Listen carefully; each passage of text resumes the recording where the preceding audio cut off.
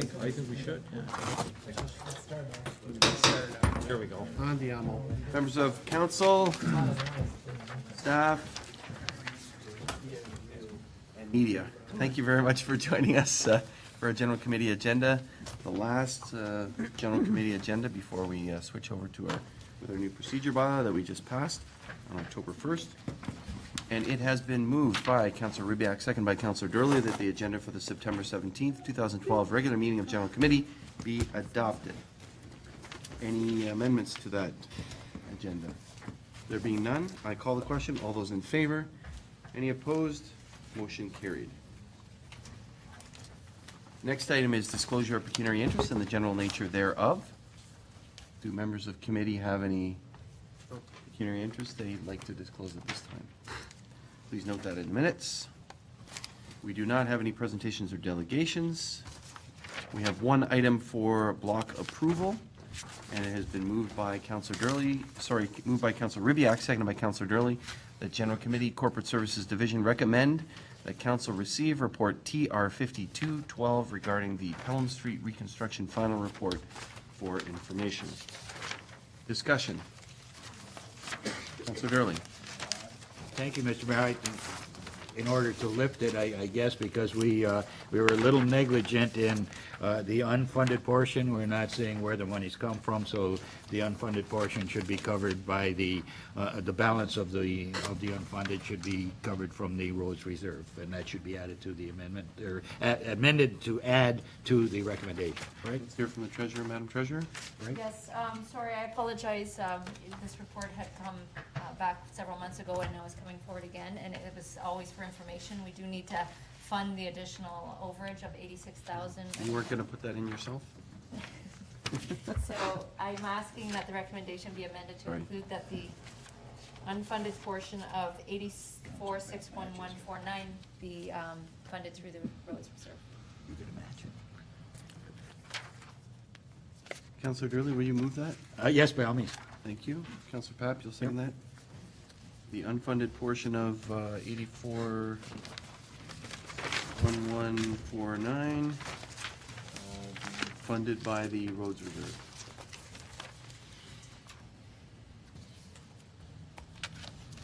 Discussion? Councillor Papp, on that item? No, not on the amendment, but on the item. If you Okay. give me 30 Anything to seconds. that amendment? Is there, Councillor Papp seconded, I think, right? I seconded Yeah. the amendment. Thank you. Vote on the amendment. All those in favor? Any opposed? Motion carried. The amendment is carried. And now to the main motion, Councillor Papp.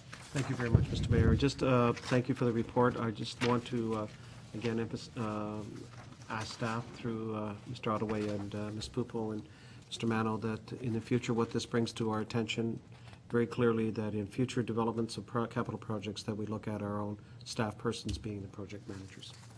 That's all I need to state. Thank you.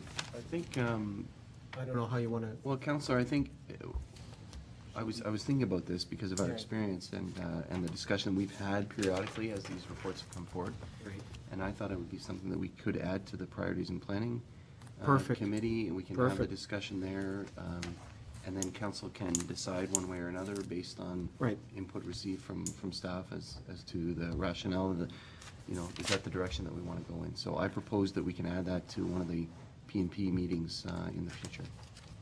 Okay. I couldn't agree more, and we can look at the merits of it and include that as part of our deliberations for staff resources that we need, particularly in light of this. Okay. Couldn't Thank you. agree more. Councillor Clark? Just if Councillor Papp could just repeat that, I've missed. That we would in fact have our own internal project managers, I'm sorry, Councillor Clerk, that we, when projects are awarded, capital projects, that we in fact have our own staff manage those projects.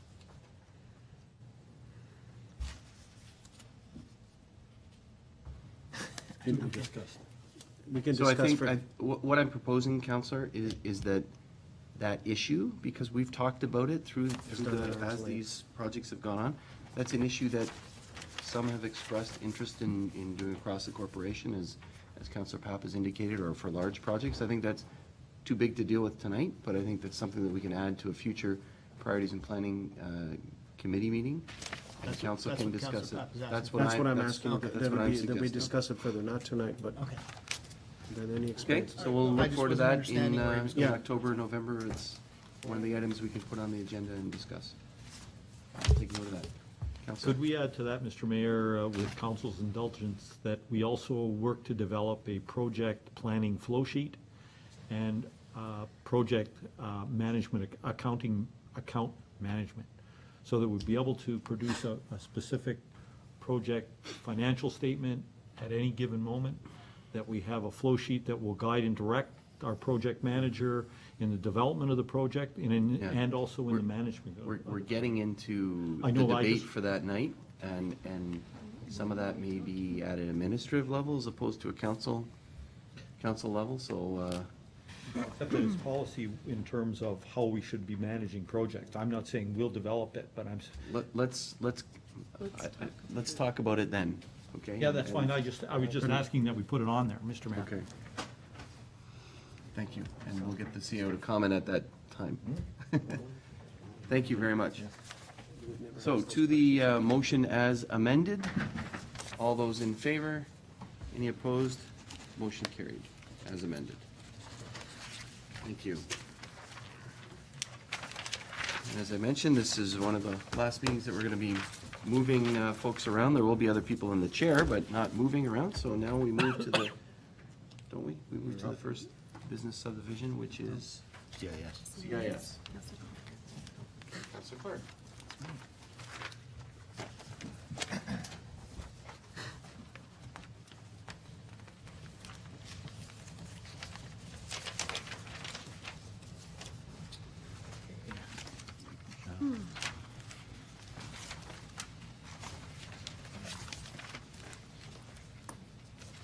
Welcome to Community and Infrastructure Services for the last time, I guess.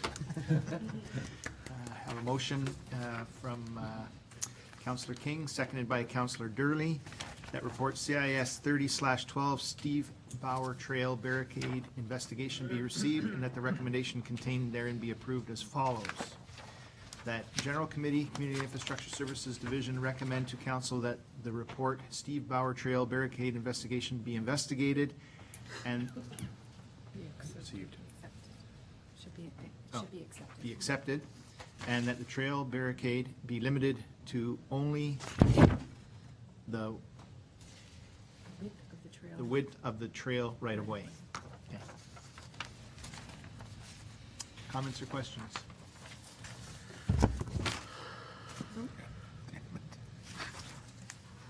Okay, Councilor Ribbiak? Thank you, Mr. Chair. I'm supportive of this, of course, because I don't know what alternative there is. If people are so inclined as to disrespect clear indications of what the regulations of use are, or property requirements of those who own them, there's just nothing we can do clearly that would stop them. And it's unfortunate that probably an entire class of hobbyists who look at ATVs or motorcycles or all-terrain vehicles end up being kind of colored with a brush that says that those people just have no respect for anything or anybody. So it's a shame, really, that in attempting to deal with these issues, we found ourselves frustrated and now need to withdraw from any kind of control process at all, other than what's suggested within this report. I think there's a deeper issue here, and I guess maybe we'll have time within our P&P committee to deal with this one as well. Thank you. Councilor Kersey? Thank you, Mr. Chair. Through you to Mr. Mantle. Mr. Mantle, are you proposing that we would remove the additional posts that we put at the North End Hurricane Road? That's correct. The posts just, the ATV traffic just goes around them onto private property right now, and they really do have no benefit at this time.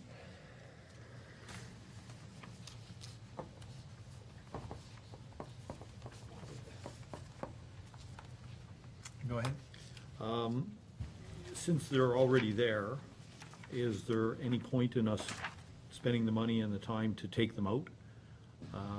All that will do is open a wider opening for vehicles to go through, unless, of course, the adjacent property owner decides to move his property back over, his hedge back over. So if they're there already, why can't we just accept the fact that they're there, leave it that way, and adopt this policy going forward for any new trails that might be developed? That's, I guess, the question to Mr. Manning. Well, I guess that's one solution, but I believe the adjacent owner is going to remove more fence. So it'll just extend the area of opening that they use now further down.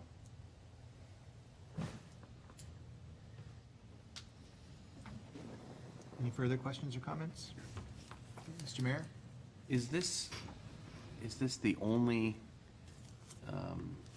area that will be affected by this limiting policy?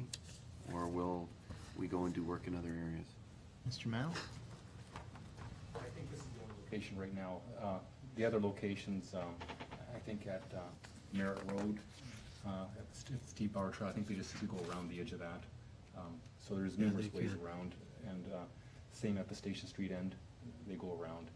And we have barricades that go across the entire right-of-way right now.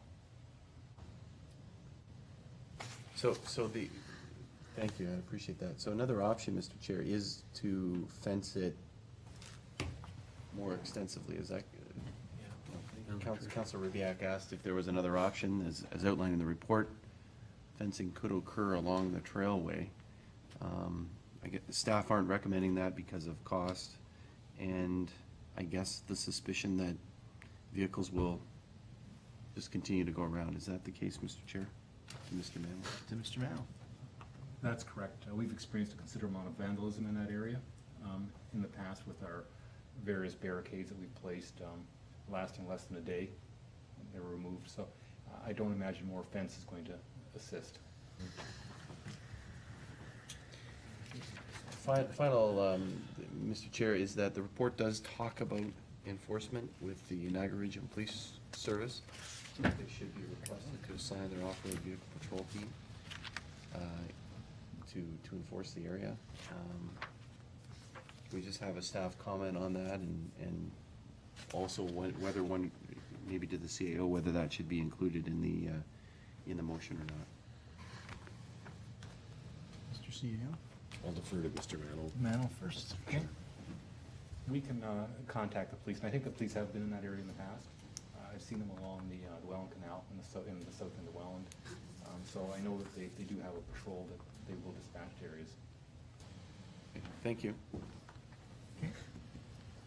Anyone else? Seeing none, call the question. All those for?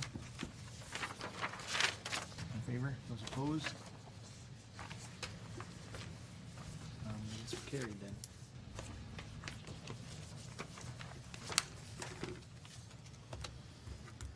Okay. All right. That's it for me. Okay, thank you very much. There's one more item. Sorry, One there more is one item. more item, sorry. It's just an oral update on speeding on High Street North. Oral update. From? No, okay. We have a speeding on Hay Street North update from Mr. Manning. Of course. During that report, it should be ready for the next council meeting. It would have various recommendations as to speed humps when they're used and speed control devices, whatever. And it's more traffic calming than anything else. It's not just speed humps. Question, Mr. Mayor? Just to that point, Mr. Chair, I appreciate that answer. Look forward to that report from staff. It is an issue that's was brought to committee a few months ago, and the resident that's been active in this has been asking questions, so I'm pleased to see that we can have a response and look forward to that report. Thank you. Councillor King? Yes, if I may, Mr. Chair, I'd just like to comment on that because the gentleman on Hay Street North who is representing the citizens along that stretch of the road did attend the Community Policing Committee meeting last week, We had representation there from the NRP in the absence of our liaison officer, who was very helpful. And I believe that there are steps being taken on the NRP's behalf as well as the Community Policing Committee in terms of the speed watch monitor, and that there is some progress being made there. So in addition to Mr. Mannel's report at the next meeting, there's probably some further information that I could provide to him as well.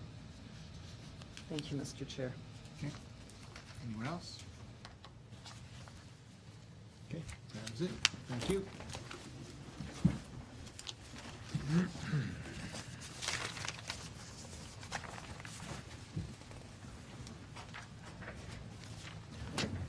Thank you, Councillor Clark, and welcome to the final session of Planning and Development Services. I have a report here, moved by Councillor Durley, seconded by Councillor King. Their report P43/12, approval of the new Pelham official plan be received, and the recommendation contained therein be approved as follows. That for reasons outlined in report P43/12, General Committee Planning and Development Division, recommend that Council approve the modifications as contained in attachment number 1. And that for reasons outlined in Report 43/12, General Committee Planning and Development Division, recommend that Council request the region defer Section B2.5 aggregate extraction area to afford an opportunity for the town and region to further address this matter, and further the staff be directed to inform the region by attending the September 26, 2012 meeting of the Integrated Community Planning Committee to inform of the town's position. Comments or questions? Councilor Chris. Thank you, Mr. Chair. Through you to Mr. Larmer. I have a couple of questions for clarity, Mr. Larmer, if you wouldn't mind. Section 1.6.1 through to 1.6.3.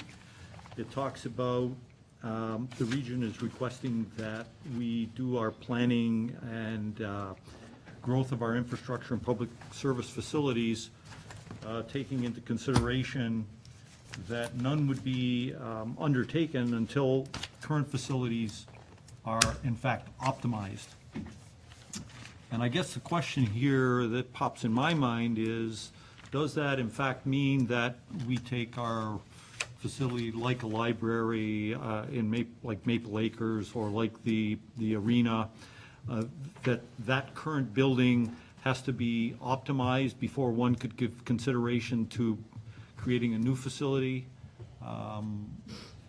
with respect to the planning process and the spending of money and developing that? You referenced 1.6.1 Through to 1.6.3. finding it here in the plan. When the region's commenting on urban services and the facilities, it's primarily talking about water and sanitary sewer services. The region in their policies doesn't desire to get into how the municipality really operates in terms of its urban services in the urban areas. And that you can find that under their policy 5.5 and 5.6 of the regional plan.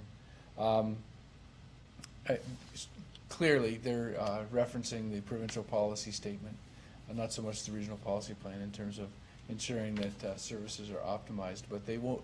It's not their intention to come in and say, "Well, your arena facilities aren't up to date." That's a local level, local decision, or that your library services aren't up to date. So they're primarily concerned with the hard services that are in the ground, that they have some partnership with the municipality in providing delivery of. I see. Okay, thank you. Second question, Councillor Chris? Yes, thank you, Mr. Chair. Section 3.4.3.2, it speaks of the intensification areas that have been created in the OP, and it speaks to the fact that these intensification areas would support basically all types of development. And I wondered whether that was what it was envisioned, in fact, in the intensification area that was created to the east of Station Street when we did the East Vaughan Hill lands. Can you just point me to where you're referring to that in the? 3.4.3.2, sorry. Or maybe pardon me, 4.3.2. A lot of numbers here. Point Four? 1, I'm sorry, 4? 4.3.2.1. And it talks about, it talks about intensification, and they may include employment, commercial, recreation, institutional, and other compatible uses.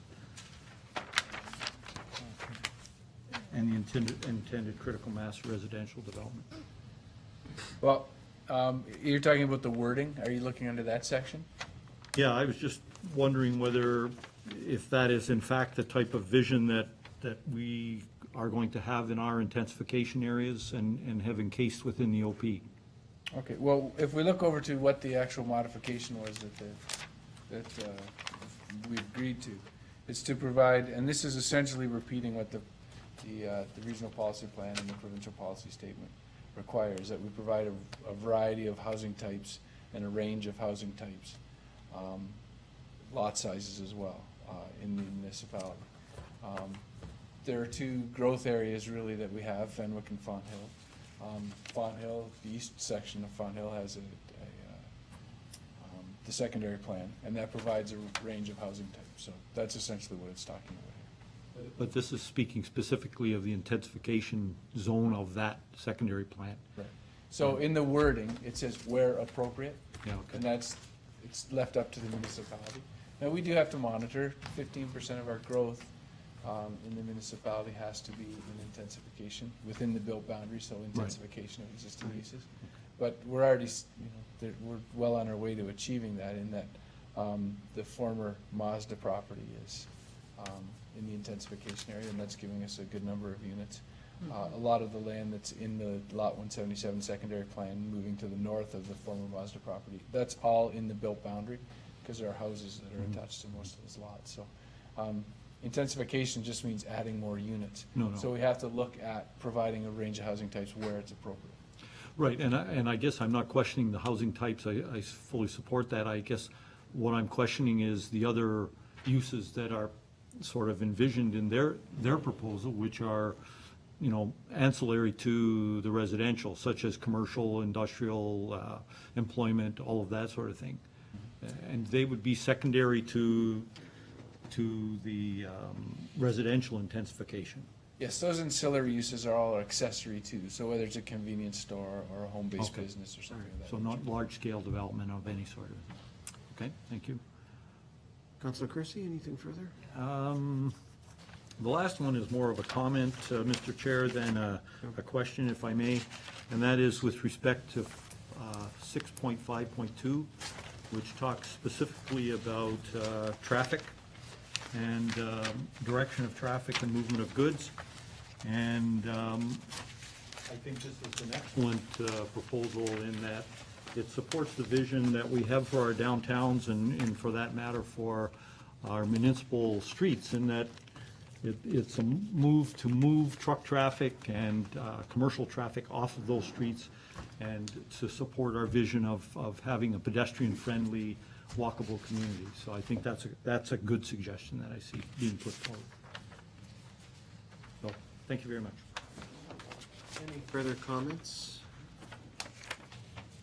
Hearing none, may I add, Mr. Larmer, to you and the staff that we've come to the end of the road with General Committee, and I wanted to, I thought it was apropos that one of the last things we deal with is the official plan, which has taken so many years and efforts, and to say, bless you, and to say the least, the ability for you to respond to these technical nature, which indicates that we've done a pretty thorough job, or else we would have been held up.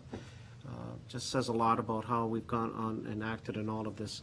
So it has indeed been a pleasure with my colleague, Councillor Kersey, and I to work through all this, and I know the members of council that we are looking forward, as I've said to the mayor, for the approval at the region, and hopefully. The only question I had is that part of this recommendation is that you're going to attend the Integrated Community Planning Committee on September 26th. Is that just to inform them that we are making these recommendations for our council approval October 1st? Or is it more to, and don't let me put words in your mouth, I'm just saying is, do we want to approve this now? or wait, or what exactly are you going to just advise the committee of what you're doing, what we're doing here? I would advise the committee that our committee, Has considered approved. it on this evening Okay. and approved the recommendation. There is a suggestion for deferral here on the aggregate policies. Right. We're trying to coordinate a meeting so Okay. that we can meet before the September 26th meeting and certainly before it gets considered by regional council. Okay. In talking to the integrated community planning staff, they've requested that the town have some representation there. Just to say, you know, we're in support of the modifications that the region's requested and answer any questions that might arise from committee's consideration. Sorry, and then, Mr. Mayor, yeah, I was just going to ask you, would this hinder any of the approval of the official plan and all? Well, thank you very much. It will be going to committee. I think the date is here on the 27th, is that Right. right? 26th. I did speak to Mr. Lorimer, and perhaps we can get some clarity from him. I think the understanding is that, we're looking for a resolution of this particular item on the aggregate extraction areas. And, Mr. Lorimer, I don't think we'll stand up and say, well, town council wants you to just defer it. No, he's going to be working up till that date to try to find resolution to that. So I think incumbent in this motion is hopefully the understanding that really we're looking for a positive solution to this. There's a little bit of a hiccup with the region on it, and staff are going to be trying to get together. So maybe we should just hear from Mr. Lorimer on that, Mr. Chair, to provide a little clarity. Thank you, Mr. Mayor. Mr. Larimer? Thank you. As you mentioned, Councillor Pap, there's been a relatively quick turnaround on this. Right. We only sent it to the region in April. I think that this is probably the quickest plan that the region has turned around. Perfect. We've had 8 meetings with integrated community planning staff in the last couple of weeks. The last meeting was Wednesday. And so it's been a bit of a runaround in trying to get all this in front of this committee. They had actually suggested that we don't worry about taking it to council until after it goes to the regional planning committee, but just in the interest of moving it forward, I really wanted to get it in front of council at this time. Good. So I'd be remiss if I didn't say that the region has been great in working together on this. And I would also like to point out that my own staff, Susan Smythe in particular, has been great, and I wouldn't have gotten this done without her. So I just want each of you to know that she's been invaluable in bringing this to council this evening. So. Well, thank you, Mr. Mayor, to you for your efforts as the region, and also kudos, I'd say, on behalf of our members of council too, that we've been, 6 months, we were hearing years, other municipalities, and to have this turned around this quickly is very, very critically important, particularly in light of what we've been talking about, development, strat plans, et cetera. So I hope that, and I like, I'd say not just personally, but I think we like what we're hearing, and we can get going with what we've been trying to not only envision, but actually articulate and put into action. So thank you very much. Councilor Durley. Thank you, Mr. Chair. I particularly like the attention given to the aggregate extraction area issues because certainly we're directly affected by that particular thing, whereas other municipalities would have an indirect, if at best. There's only 2 or 3 municipalities that really are affected by this, and I think we are unique in the type of aggregate extraction that is happening and where it is happening. So I think that definitely there has to be a Pelham solution to this. It can't be a general across the board, one brush sweeps all thing across the region, and I really like the fact that you're giving particular attention to that, and I think the region needs to as well, and I'm sure you can convince them that we do have a unique situation. Mr. Mayor, go right ahead. Thank you, Mr. Chair. I appreciate the latitude. Just simply that in terms of the timing, just wanted to inform committee about that, so that this meeting will be at regional committee on the 26th. We do have town council on the 1st, and then 3 days later we'll have regional council, which will ratify the decisions of this integrated community planning. So perfect. We look forward to hearing an update from myself and Councilor Beatty, and of course of staff on this, and we can, hopefully we can resolve this in the intervening days and weeks. Terrific. Any other further comments or questions? All in favor? Carried unanimously. Thank you very much.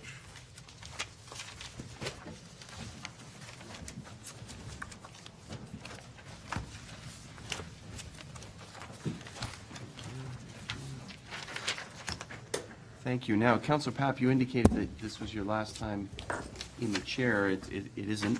We actually have a planning committee meeting next Monday. Oh, jeez, I was trying to get out of it. Already, the new change in procedure bylaw doesn't start until October 1st, but it's the last time that we're moving Oh, no, you're chairs right, you're around. absolutely So, anyways, I do Freudian appreciate slip. your It's the work Freudian slip. and all members of chairs and vice chairs of the committee